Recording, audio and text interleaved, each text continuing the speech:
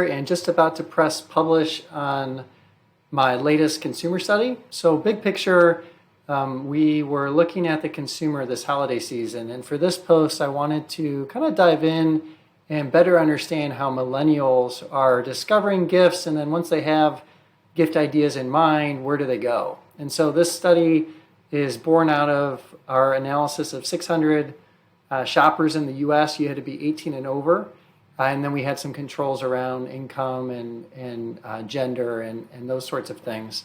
But a pretty good look, across the U.S. Shopper base. And so a couple of interesting things.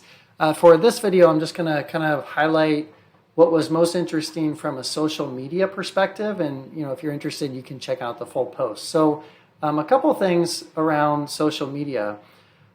We asked the consumer, how do you just typically discover gifts? Like, where do you go? And I think this chart really illustrates that this is a multi-channel type thing. So the path to purchase, is it a funnel? Is it a path?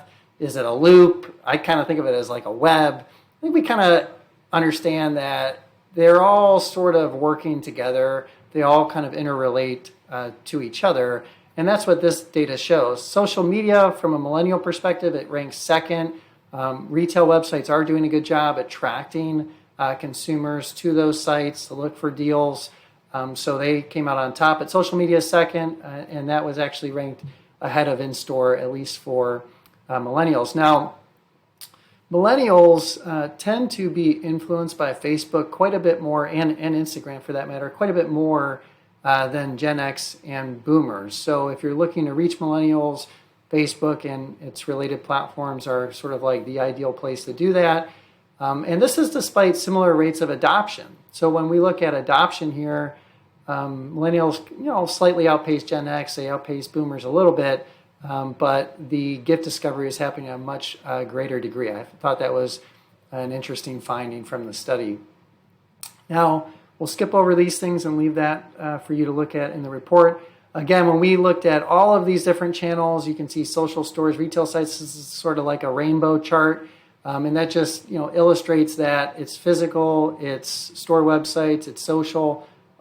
Consumers are sort of everywhere, and they're discovering items everywhere. Facebook did rank at the highest for millennials. You can see Walmart second and Amazon third. I would have anticipated Amazon would have come in second, at least ahead of Walmart. But these are the results for the study. Now, we then asked, once you have a general idea in mind for a product, where do you go first to broaden your consideration set? And no surprise here, Amazon ranked at the top. I think that's kind of like that kind of confirms our understanding of that. But look at social media, like right behind search engines, particularly Google, or primarily Google, I should say. That's sort of surprising to me. I feel like search engines are giving up some of their role in the path to purchase and ceding that to social media. I think that's only going to expand as social commerce continues to make progress and those platforms invest in enabling transactions directly on their site. And so this was the same kind of finding when you brought in the consideration set and also when you go to find more information. So again, Amazon leads the way. But then we have social media, and Google essentially tied for millennials. So that's it from the study. Would love to hear your thoughts on what you found most interesting. Feel free to send me an email, russ@stradley.com, and look forward to doing more studies with you in the future. Thanks.